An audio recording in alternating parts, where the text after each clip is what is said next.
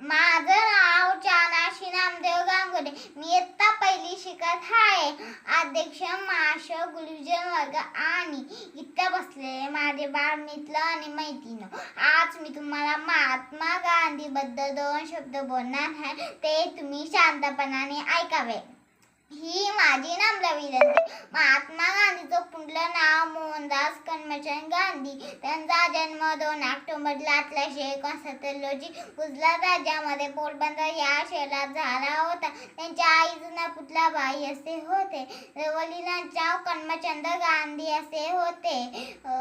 महात्मा गांधी वयाच्या 13व्या वर्षी कस्तुरबाईंबरोबर बालविवाह झाला. त्यांना 4 मुलं झाले. महात्मा गांधी इंग्लंडमध्ये जाऊन 82ची तिकडी मिळून भारतात आले होते. त्यांना लोक प्रेमाने बाबू असे म्हणत होते. या लाडक्या राष्ट्रपित्यांचा मृत्यू 30 जानेवारी 1943 मध्ये झाला होता. एवढे बोलून माझे 2 शब्द संपवते. जय हिंद, जय महाराष्ट्र. धन्यवाद.